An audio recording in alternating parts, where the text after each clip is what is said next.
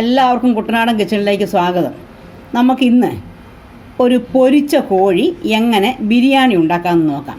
അതിന് ഞാനിവിടെ എടുത്തിരിക്കുന്നത് ഒരു 1.5 കിലോ ഇറച്ചിയാണ്. 2 കിലോ ഇറച്ചി വാങ്ങിച്ചതിൻ്റെ നമ്മൾ ഡ്രസ്സ് ചെയ്ത് ശരിയാക്കി വരുമ്പോൾ അതിനകത്ത് കൊള്ളാത്ത കഷ്ണമൊക്കെ എടുത്ത് മാറ്റി കഴിയുമ്പോൾ ഒരു 1.5 കിലോ ഉണ്ട്. ഈ 1.5 കിലോ ഇറച്ചി കൊണ്ടാണ് നമ്മൾ ഉണ്ടാക്കുന്നത്.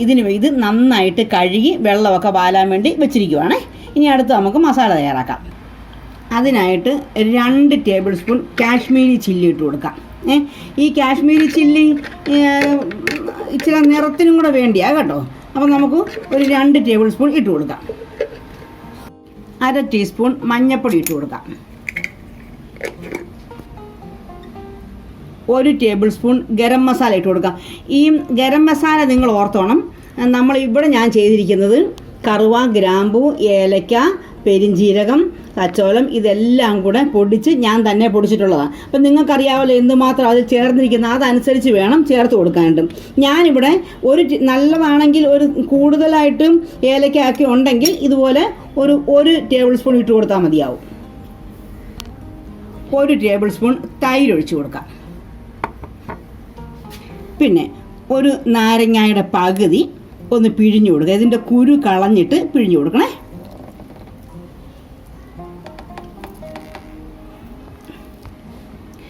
ആവശ്യത്തിനുള്ള ഉപ്പ് ഇട്ട് കൊടുക്കാം.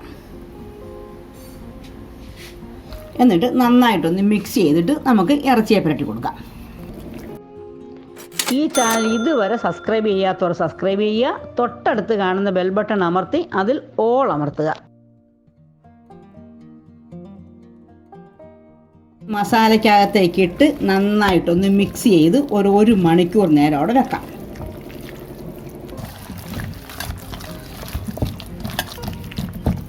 ഇതേപോലെ നന്നായിട്ട് മിക്സ് ചെയ്ത്, അപ്പോൾ നമ്മൾ ഈ കളറ് പോരാത്തവരെ നിങ്ങൾ ഓർത്തോണം, നിങ്ങളുടെ എരിവും ഒക്കെ അനുസരിച്ച് അല്പം കൂടുതൽ മുളക് പൊടി ചേർത്ത് കൊടുക്കുവോ, ഉപ്പും ഒക്കെ നിങ്ങളുടെ ആവശ്യത്തിന് ഒന്ന് ടേസ്റ്റ് ചെയ്ത് നോക്കിയിട്ട് ചേർത്ത് കൊടുക്കണേ. പിന്നെ അല്പം പോലും വെള്ളം ചേർക്കരുത്, അത് മാത്രം ശ്രദ്ധിച്ചാൽ മതി. ഈ ഇറച്ചിയുടെ വെള്ളവും അല്ലെങ്കിൽ ഇറച്ചിയെ തന്നെ ശകലം വെള്ളമായി ഉണ്ടല്ലോ, അതുപോലെ തന്നെ തൈരും നാരങ്ങാനീരും എല്ലാം കൂടെ ആകുമ്പോൾ ആവശ്യത്തിന് വെള്ളം ആയിക്കോളും. അപ്പോൾ ഇങ്ങനെ 1 മണിക്കൂർ നമുക്കവിടെ പുരട്ടി വെക്കാം. ഞാൻ ഈ ബിരിയാണിക്ക് വേണ്ടി എടുത്തിരിക്കുന്നത് ബസുമതി അരിയാണ്. ഈ അരി ഇതേപോലെ 3 കപ്പാണ് എടുത്തിരിക്കുന്നത്. അപ്പോൾ ഈ 3 കപ്പ് എടുക്കുമ്പം ഇതുപോലെ തന്നെ 4.5 കപ്പ്, അതായത് 1 കപ്പിന് 1.5 വെള്ളം വെച്ചിട്ട് 4.5 കപ്പ് വെള്ളം എടുക്കണേ. ഇറച്ചിയിലേക്കുള്ള മസാല തയ്യാറാക്കാൻ വേണ്ടി 4 വലിയ സബോള എടുത്തിട്ടുണ്ട്. ഒരു 4 കഷ്ണം ഇഞ്ചി, ഒരു 6-7 പച്ചമുളക്, ഒരു 10-25 അല്ലി, ഒരു ചെറുതായതുകൊണ്ട് ഇച്ചിരി എടുത്തിട്ടുണ്ട്, 10-25 കൂടുതൽ കാണുമേ, വെളുത്തുള്ളി, പിന്നെ ഒരു 3 മീഡിയം സൈസ് തക്കാളി, ഒരു 3 കഷ്ണം കറുവ, 5-8 ഏലക്ക, ഗ്രാമ്പൂ, അതുപോലെ തന്നെ കുറച്ച് കുരുമുളക്.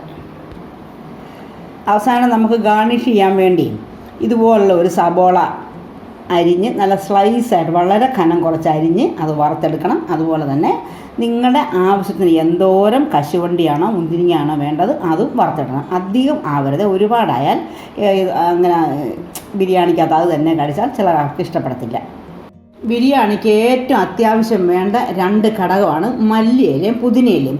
പുതിനയില ഇല്ലെങ്കിൽ നമ്മൾ ബിരിയാണി ഉണ്ടാക്കാൻ പോകരുത്. നിർബന്ധമായിട്ടും പുതിനയില വേണം ബിരിയാണിക്ക്, എങ്കിൽ മാത്രമേ ഒരു ടേസ്റ്റ് ഉണ്ടാകത്തുള്ളൂ.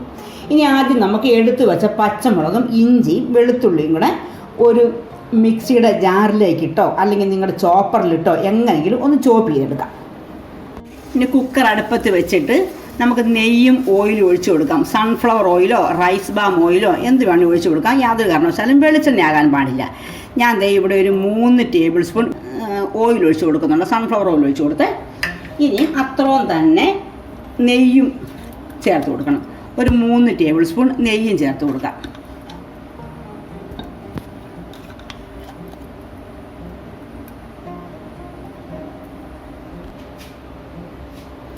ആദ്യമേ നമ്മൾ സ്ലൈസ് ചെയ്ത് വെച്ച ആ സബോള ഒന്ന് വറുത്തെടുക്കാം.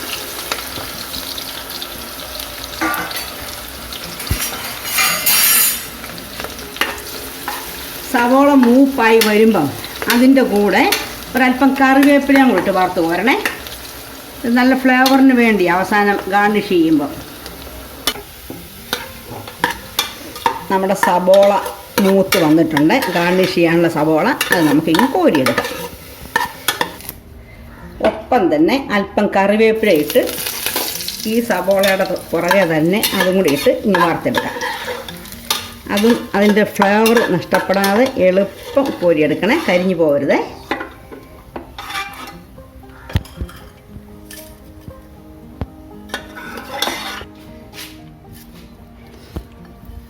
ഈ സബോള ഇങ്ങനെ കൂടിക്കിടക്കാൻ അനുവദിക്കരുത്. ഇങ്ങനെ തണുക്കുന്നേക്കാളും മുമ്പ് തന്നെ നിവർത്തിയിടണം, അല്ലെങ്കിൽ അത് കുഴഞ്ഞിരിക്കും. അതുപോലെ തന്നെ ഒരല്പം പഞ്ചസാര അതിലേക്കൊന്ന് തൂളുക. ഒരല്പം പഞ്ചസാര, ഇത് വിട്ട് കിടക്കാൻ വേണ്ടിയാണ്. അല്പം പഞ്ചസാര ഇട്ട് ഇതൊന്ന് ഇളക്കി കൊടുത്ത് ഇതങ്ങോട്ട് മാറ്റി വെക്കാം. ഞാൻ കുറച്ച് മുന്തിരി എടുത്തിട്ടുള്ള നിങ്ങളുടെ ആവശ്യത്തിന് ഇടുക. ഇത് ഒരുപാട് ഇഷ്ടമുള്ളവർ ഉപയോഗിക്കുക, അല്ലെങ്കിൽ കുറച്ച് മാത്രം നിങ്ങളുടെ ഇഷ്ടത്തിനിട്ട് വറുത്തെടുക്കുക.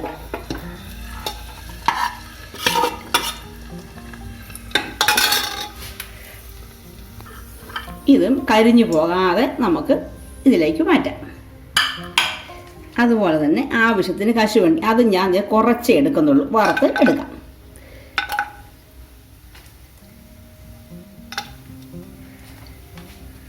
കശുവണ്ടി മുന്തിരിയൊക്കെ നിങ്ങളുടെ ഇഷ്ടത്തിനാണ് വറക്കുന്നത്. കൂടുതൽ ഇഷ്ടമുള്ളവർ കൂടുതലെടുക്കാം. ഈ കുക്കറിൽ തന്നെ ഇതെല്ലാം വറക്കുന്നത്. വേറൊരു ചീനച്ചട്ടിയിലിട്ട് വറുത്ത് ഇപ്പം ആദ്യം ഈ കുക്കറിലിട്ട് വറക്കുവാണെങ്കിൽ നമുക്ക് ഇതിൻ്റെ ബാക്കി ഇതിലോട്ട് തന്നെ അങ്ങ് ചേർക്കാമല്ലോ. അതിനാണ് ഞാൻ ഈ പാത്രം ഒന്ന് തന്നെ ഉപയോഗിക്കുന്നത്. അത് ഇതുപോലെ കരിഞ്ഞു പോകാതെ വറുത്ത് മാറ്റാം. നമ്മൾ ഇഞ്ചി, പച്ചമുളക്, വെളുത്തുള്ളി ഇതുപോലെ കൃഷി ചെയ്ത് വെച്ചിട്ടില്ല. ഞാൻ മുമ്പേ പറഞ്ഞില്ല ചോപ്പ് ചെയ്ത് വെക്കണമെന്ന്. അതിനകത്തൊന്ന് 1 ടേബിൾ സ്പൂൺ എടുത്ത് ഇതിലേക്കിട്ട് ഒന്ന് വഴറ്റി കൊടുക്കാം.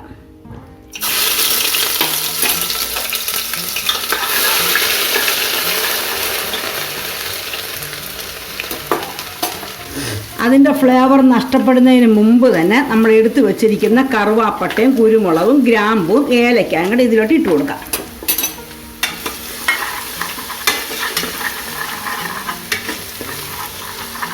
അതും ഒന്ന് ചെറുതായിട്ടും വാടി വരുമ്പോൾ നമ്മൾ അരി ഒരു 5 മിനിറ്റ് നേരം കുതിർത്ത് കഴുകി വാലയ്ക്ക് വച്ചിരിക്കുന്ന അത് വെള്ളമില്ലാതെ ഇതിലേക്ക് ഇട്ട് കൊടുത്തിട്ട് ഒന്ന് വറുത്തെടുക്കാം. ഈ നെയ്യിൽ തന്നെ ഒന്ന് വറുത്തെടുക്കാം.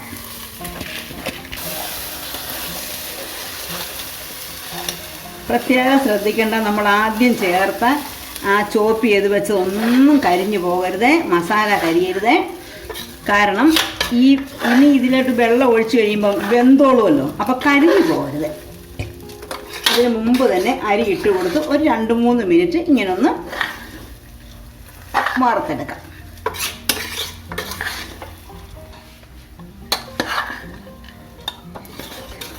2-3 മിനിറ്റ് ആയിട്ടുണ്ട്. ഇതിങ്ങനെ അരിയോട് ഒട്ടാതിരിക്കാൻ വേണ്ടിയാണ് നമ്മളിങ്ങനെ ചെയ്യുന്നത്. അതിന് ശേഷം നമ്മൾ അളന്ന് വെച്ചിരിക്കുന്ന വെള്ളമില്ലേ, ഇത് ഏത് കപ്പിനാണോ അരി എടുത്തത് ആ കപ്പിന് 1 കപ്പിന് 1.5 കപ്പ് വെള്ളം അത് ഈ കുക്കറിലോട്ട് ഒഴിച്ചു കൊടുക്കാം. അതിനുശേഷം 1 നാരങ്ങയുടെ മുറി ഇതിലേക്ക് പിഴിഞ്ഞൊഴിക്കാം. ഇപ്പം ഇങ്ങനെ പിഴിഞ്ഞൊഴിക്കുമ്പം കുരു കളഞ്ഞ് വേണം ഒഴിക്കാൻ. അല്ലാത്ത പക്ഷം കുരു വീണ് കഴിഞ്ഞാൽ അത് കഴിക്കും. ഇനി കുരു കളയാൻ ഇതിനകത്ത് കുരു ഉണ്ടോ എന്ന് സംശയമുള്ളവർക്ക് ഒരരിപ്പയിലേക്ക്, ചായ അരിക്കുന്ന അരിപ്പയിലേക്ക് അരിച്ചൊഴിച്ചാൽ മതിയേ. അപ്പോഴത്തേക്ക് ആ കുരു അതിനകത്ത് കിടന്നോളും. ആവശ്യത്തിന് ഉപ്പിട്ട് കൊടുക്കാം. ഉപ്പിട്ട് കൊടുത്തതിന് ശേഷം നമ്മളിത് ഇളക്കിയിട്ട് ഒന്ന് ടേസ്റ്റ് ചെയ്ത് നോക്കണം. ടേസ്റ്റ് ചെയ്ത് നോക്കുമ്പം എപ്പോഴും ബിരിയാണിക്ക് ഒരല്പം ഉപ്പ് മുന്നിട്ട് നിൽക്കണം, കൂടിപ്പോകരുത്.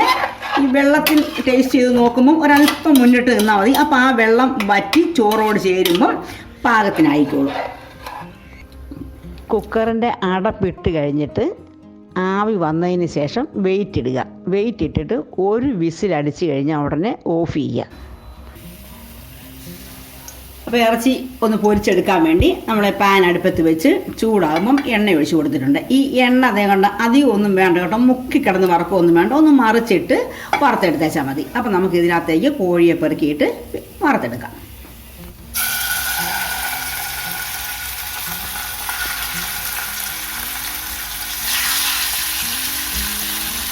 നിങ്ങളുടെ ഇഷ്ടത്തിനുള്ള പീസായിട്ട് ഓരോരുത്തർക്കും കഷ്ണിച്ചെടുക്കാം കേട്ടോ. ഞാനിപ്പോഴത്തെ അത്ര വലിയൊന്നുമല്ല, എന്നാൽ അത്ര ചെറുതുമല്ലാത്ത പീസാക്കിയിരിക്കുന്നു.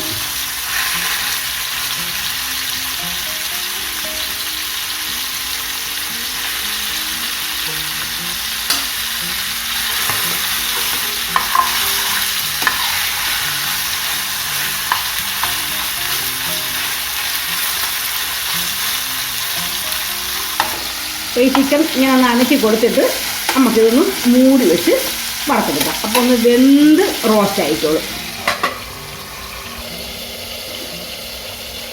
1.5 കിലോ കോഴി ഉള്ളതുകൊണ്ട് ഇത് എളുപ്പത്തിൽ വറുത്തെടുക്കാൻ വേണ്ടി ഞാൻ 2 പാനിലാക്കി വെച്ച് അങ്ങ് വറുത്തെടുക്കുവാണ്. ഈ ചിക്കനെ പൊരിക്കുമ്പം ഒരുപാടങ്ങ് ഉരിയണ്ട. അതായത് നമുക്കിനിയും ഈ മസാല കൂട്ടിനകത്തിട്ട് ഒന്നും കൂടെ ഒന്നും വേവിക്കണ്ടല്ലേ, അപ്പോൾ ഒരുപാട് അങ്ങ് മുരിയണ്ടേ. 10 മിനിറ്റ് കഴിഞ്ഞു. ഞാനിത് കുക്കറൊന്ന് തുറന്ന് നോക്കിയിട്ടുണ്ട്. തണുത്തതിന് ശേഷമേ തുറക്കാവുള്ളൂ. നല്ല വെള്ളമൊക്കെ പറ്റി നമ്മുടെ ചോറ് നന്നായിട്ട് വെന്ത് വന്നിട്ടുണ്ട്. ഒരു പാൻ അടുപ്പത്ത് വെച്ച് നമുക്ക് ഓയിൽ ഒഴിച്ചു കൊടുക്കാം. അപ്പം ഞാൻ ഇവിടെ നമ്മളാ ഇറച്ചി വറുത്ത എണ്ണയുണ്ടല്ലോ, അത് ഒരു സ്റ്റെയിനറിലേക്ക് ഒഴിച്ച് അരിച്ചിങ്ങെടുക്കുവാണ്. വേറെ വെറുതെ അതെടുത്ത് കളയണ്ടല്ലോ, തന്നെ എല്ലാ ഇറച്ചി വറുത്ത ഫ്ലേവറൊക്കെ അതിലുണ്ടല്ലോ, അപ്പോൾ അത് നമുക്ക് ഉപയോഗിക്കാം. നമ്മൾ അരിഞ്ഞു വെച്ച സവോള ഇട്ട് കൊടുക്കാം. സവോള നിങ്ങളുടെ ഗ്രേവി അനുസരിച്ച് കേട്ടോ. ഇപ്പം ഞാനിവിടെ 4 എടുത്തിട്ടുള്ളൂ. ഇത് കൂടുതൽ ഗ്രേവി വേണ്ടവർ എടുത്തോണം, ഇത് കുറവുള്ളവർ കുറവ് മതി.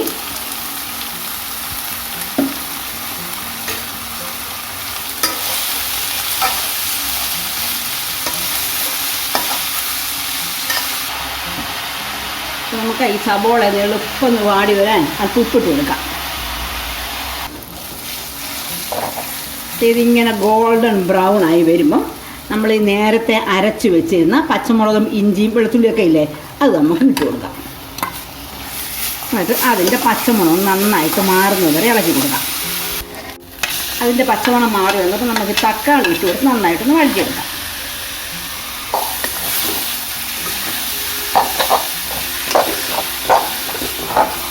ഇതിലേക്ക് 1 ടേബിൾ സ്പൂൺ കാശ്മീരി ചില്ലി ഇട്ട് കൊടുക്കാം. ഒരുപാട് എരിവ് വേണ്ടല്ലോ, നമ്മൾ വറുത്ത് വെച്ചിരിക്കുന്നതിന് എരിവ് ചേർത്താണ് വറുത്തിരിക്കുന്നത്. പിന്നെ പച്ചമുളക് ചേർത്തിട്ടുണ്ട്. അതുപോലെ തന്നെ ആവശ്യത്തിന് ഉപ്പ് ഇപ്പം ഇട്ട് കൊടുത്തോണം. ഞാൻ സവോളയ്ക്കകത്ത് ഉപ്പിട്ട് കൊടുത്തിട്ടുണ്ട്. ഉപ്പ് നോക്കിയിട്ട് പോരെങ്കിൽ ഉപ്പിട്ട് കൊടുക്കണം. അതുപോലെ തന്നെ അതിനും ബിരിയാണിക്ക് നമ്മൾ അരി ഉപ്പ് ചേർത്തിട്ടുണ്ട്, ഇറച്ചി വറുത്തപ്പോൾ ഉപ്പ് ചേർത്തിട്ടുണ്ട്. അതൊക്കെ ഓർത്തേ ഉപ്പിട്ട് കൊടുക്കാവുള്ളൂ. 1/2 ടീസ്പൂൺ മഞ്ഞൾപ്പൊടി ഇട്ട് കൊടുക്കാം. 1/2 ടേബിൾ സ്പൂൺ ഗരം മസാല ഇട്ട് കൊടുക്കാം. ഇതിനകത്ത് നമ്മൾ പൊടിച്ച് വെച്ചിരിക്കുന്നതിനകത്തെ എല്ലാം ഉണ്ട് കേട്ടോ. കുരുമുളകും ഒക്കെ ചേർത്ത് പൊടിച്ചിരിക്കുന്ന കാരണം വേറെ പ്രത്യേകിച്ച് ഇനി കുരുമുളക് ഒന്നും ചേർത്ത് കൊടുക്കണ്ട. ഇനി നമ്മുടെ മിക്സി കഴുകി ഒരു അല്പം വെള്ളം ഒന്ന് ചേർത്ത് കൊടുത്ത് ഇളക്കി ഒന്ന് മൂടി വെച്ച് അല്പം നേരം ഒന്ന് വേവിക്കാം. ആ മിക്സി കഴുകിയ വെള്ളം എന്ന് പറഞ്ഞാൽ ഇഞ്ചിയും പച്ചമുളകും അരച്ച് വെച്ചിരുന്ന മിക്സിയാണേ. നമ്മൾ വെള്ളം ഒഴിച്ച് വേവിക്കാൻ വെച്ചല്ലോ, അപ്പോൾ അത് വേകുന്ന നേരം കൊണ്ട് നമുക്കത് ഒരു പിടി പുതിനയില, പിന്നെ ഒരു പിടി മല്ലിയില, ഇത് രണ്ടും കൂടി ഇട്ട് ഒന്ന് അരച്ച് ഇതിലോട്ട് ചേർക്കാവേ. ഈ അരച്ച് വെച്ച ഇപ്പം ജസ്റ്റ് അങ്ങോട്ട് അരച്ചേ ഉള്ളൂ. ഇത് നേരത്തെ അരച്ച് വെക്കണം. നേരത്തെ അരച്ച് വെച്ചാലേ അതിൻ്റെ കളർ അങ്ങ് പോകും. അതുകൊണ്ടാണ് കറുത്ത് പോകും. അതുകൊണ്ടാണ് നമ്മളിപ്പോൾ അരയ്ക്കുന്നത്. ഇതൊന്ന് ഇളക്കി കൊടുക്കാം. ഈ സമയത്ത് ഉപ്പൊക്കെ ഒന്ന് നോക്കണം, ഉപ്പും പുളിയും കേട്ടോ. ഉപ്പ് പുളി എന്ന് പറഞ്ഞാൽ തക്കാളി ധാരാളം മതി. പിന്നെ ഉപ്പ് വേണ്ടത് ചേർത്ത് കൊടുക്കണം. അപ്പം ഞാൻ നോക്കിയപ്പോൾ ധാരാളം ഉപ്പൊക്കെ ആവശ്യത്തിന് ഉപ്പുണ്ട്. ഇനി ഇതേ ഒരല്പം പഞ്ചസാരയും കൂടെ നമുക്കൊന്ന് ചേർത്ത് കൊടുക്കാവേ. എന്നിട്ടൊന്ന് ഇളക്കിയിട്ട്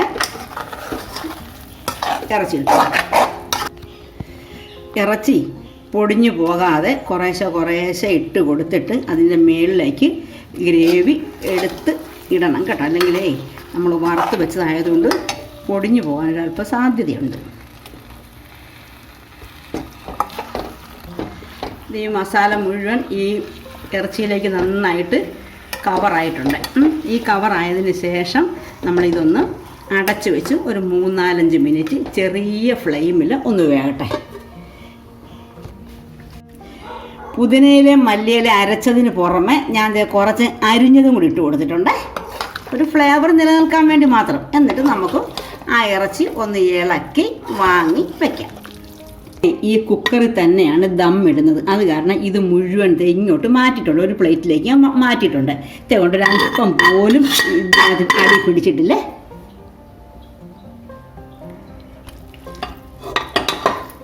ഞാൻ ഈ ഇറച്ചിയുടെ പകുതി ഈ കുക്കറിലേക്ക് ഇട്ട് കൊടുക്കുക. നമുക്ക് 2ആയിട്ട് ദമ്മിടാം. ഇട്ട് കൊടുത്തു.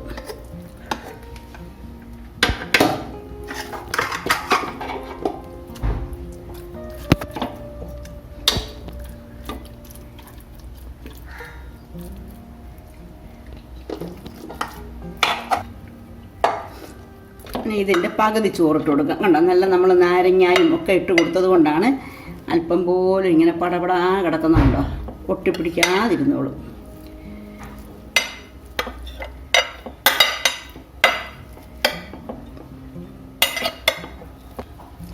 നമുക്കൊരു 2-3 കശുവണ്ടിയും കുന്തിരിങ്ങായും ഒക്കെ ഒന്ന് വിതറി കൊടുക്കാം. ഒരു അല്പം വറുത്ത് വെച്ചിരിക്കുന്ന സബോളയും വിതറി കൊടുക്കാം. ഒരല്പം കരിവേപ്പിലയും വിതറി കൊടുക്കാം. അല്പം മല്ലിയിലയും അല്പം പുതിന ഇലയും വിതറി കൊടുക്കാം. ഇനി ഒരല്പം ചോറിട്ട് കൊടുക്കാം, അല്പം ചോറ്.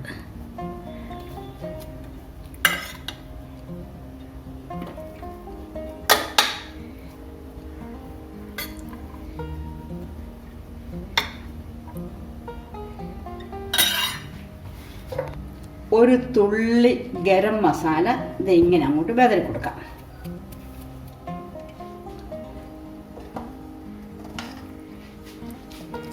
അതിനുശേഷം വീണ്ടും നമ്മുടെ ഇറച്ചി അങ്ങോട്ട് ഇട്ട് കൊടുക്കാം. നമുക്ക് ഇടാനുള്ളതേ ഉള്ളൂ കേട്ടോ, അല്പം കുറച്ച് മാത്രമേ നമ്മൾ ഉണ്ടാക്കിയുള്ളൂ. നമുക്ക് കുറച്ച് ചോറ് അങ്ങോട്ട് ഇട്ട് കൊടുക്കാം. എപ്പോഴും കുറച്ച് റൈസ് മാറ്റി വെച്ചേക്കണം. ചിലർക്കേ ഇതിൻ്റെ മസാല തന്നെ ഇഷ്ടമില്ല, കുറച്ച് റൈസ് വേണ്ടി വന്നാൽ ആ മസാലയുടെ കൂടെ നമുക്ക് കുറച്ച് റൈസും കൊടുക്കാം. അപ്പം കുറച്ച് റൈസ് നമുക്ക് മാറ്റി വെച്ചേക്കണം. മല്ലിയിലയും പുതിനയിലയും ഇട്ട് കൊടുത്തിട്ട് നമുക്കിത് അടച്ചു വെച്ച് ദം ഇടാം. നമുക്കൊരല്പം പാലെടുത്തിട്ടെ ആ പാലിലേക്ക് ഒരല്പം മഞ്ഞൾപ്പൊടി ഇട്ട് ഇളക്കാം. പ്രത്യേകമായിട്ട് നമ്മൾ വേറെ കളറൊന്നും ചേർക്കുന്നില്ലോ, അതുകൊണ്ടാണ് ഈ മഞ്ഞൾപ്പൊടി ഇട്ട് ഒന്ന് മിക്സ് ചെയ്യുന്നത്. ഒരല്പം മഞ്ഞൾപ്പൊടി ഈ കളറായാൽ മതി, ഒരുപാടാവരുതേ. എന്നിട്ട് നമ്മുടെ ഈ ചോറിൻ്റെ മേളിലേക്ക് ഒഴിച്ചു കൊടുക്കണേ.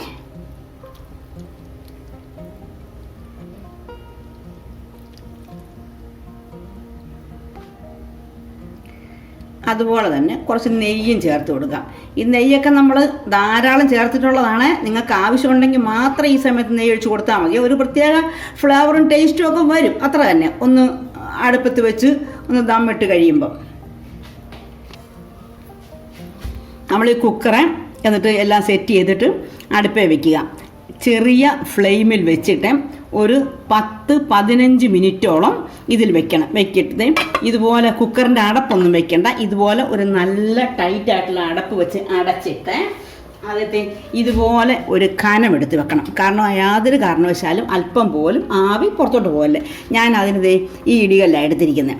ഇതെടുത്ത് ഇങ്ങനെ വെച്ച് കൊടുക്കാം.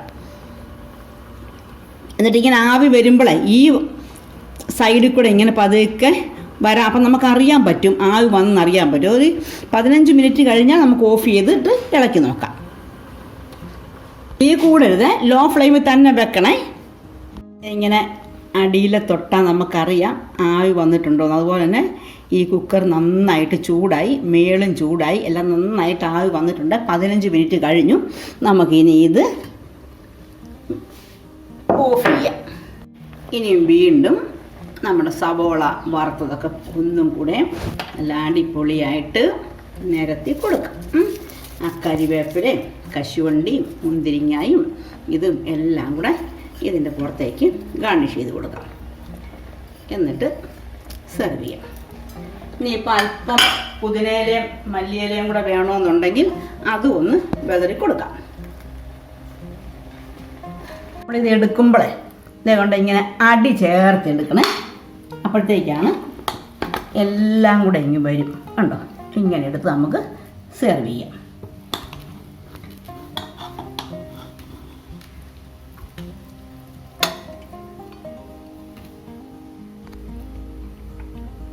ഇതുപോലെ എല്ലാവരും ഒന്ന് ട്രൈ ചെയ്ത് നോക്കണം. അടിപൊളി ടേസ്റ്റാണ് ഇതിന്. അപ്പോൾ നിങ്ങൾക്ക് എല്ലാവർക്കും ഈ ഡിഷ് ഇഷ്ടമായെങ്കിൽ എല്ലാവരും ലൈക്ക് ചെയ്യണം. അതുപോലെ തന്നെ കമൻറ്റ് ബോക്സ് കമൻറ്റും രേഖപ്പെടുത്തണം.